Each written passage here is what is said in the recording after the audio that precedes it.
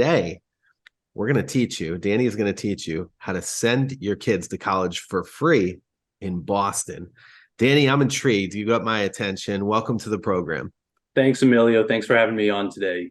Yeah, so we've helped many clients purchase homes for their children attending high colleges and universities in the Boston area. As you know, there's so many in our city. So one thing that they do find out very quickly is that the dorm rooms and that the apartments around the area are very small. And it's not what they're used to if you're from out of state. Mm-hmm. So our job is to help them find a home that maybe they're more used to in terms of their lifestyle and their upbringing. They ask us, they say, hey, what can we find within this price range for my kid? Because, we want something bigger than what he's living in now. He's living in a 10 by 10 box with a roommate, right? Prison cell. It's a prison cell.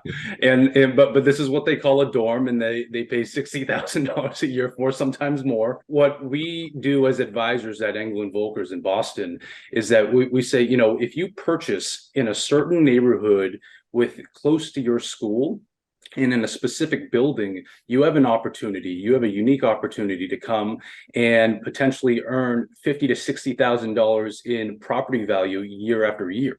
So we're talking 7, sometimes even more towards 10% of year after year property growth. And they're like, wait, my kid's tuition is $50,000 to $60,000 a year. How is that possible? And I said, well, here is my proof. And it's tried and true. And we prove it time and time again that when our buyers who turn into sellers eventually sell their properties, they're letting it go at around a $200,000 to $250,000 profit. And when you do the math, it sort of makes sense. What neighborhoods are you focusing in on? Like, what would be your top 2 or 3 neighborhoods in the Boston metro market that you would be saying, hey, we should be looking here. Here's the best opportunity. Yep. So the number one for me would be the Fenway area. So there's a little pocket that only a certain number of people know about, right? And there's this one full service luxury condo building. And it's on the corner of the South End and Fenway area, and that has done very well in terms of investment. You'll never lose on that in property wise, because you have Northeastern, Emmanuel, Simmons College, you have all these universities next to it, so you will always make your money there.